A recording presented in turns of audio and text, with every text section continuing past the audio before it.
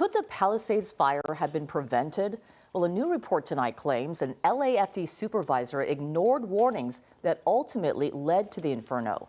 LA Mayor Karen Bass calls this report in the LA Times tonight concerning. The report raises new questions why LAFD crews left the scene of a small fire that eventually turned into the Palisades inferno. CBS LA's Laurie Perez live in the Palisades with the report and reaction to it. Laurie?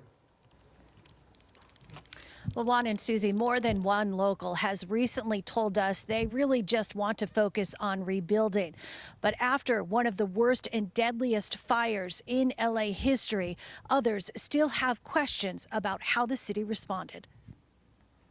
Wildfire alert cameras detected a small fire early on the morning of January 1st, called the Lachman Fire, as it blew up, flames erupting in the hills over Pacific Palisades. Tonight, an LA Times report reveals text messages between responding firefighters who say they were told to leave the next day, even though they told leaders the ground was still smoldering and rocks remained hot to the touch. In one text exchange, a firefighter wrote that crews told the chief it was a bad idea to leave, and the rest is history. Those same cameras were recording 1 week later when the Palisades fire exploded.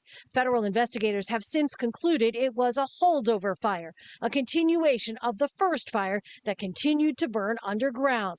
Mayor Karen Bass said tonight in a statement, new information about the Lachman Fire is deeply concerning.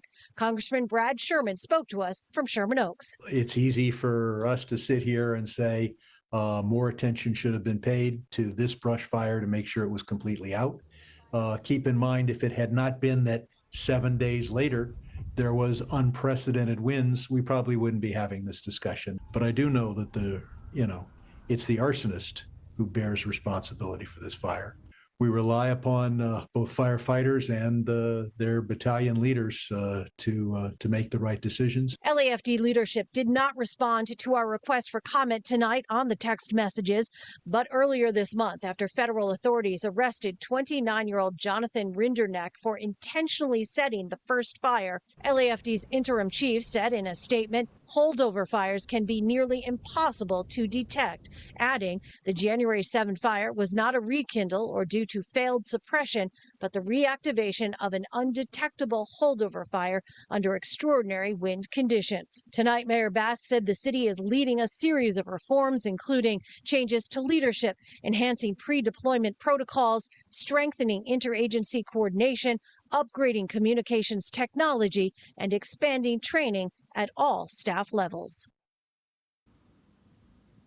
LAFD has repeatedly said they believed the Lachman Fire was fully out.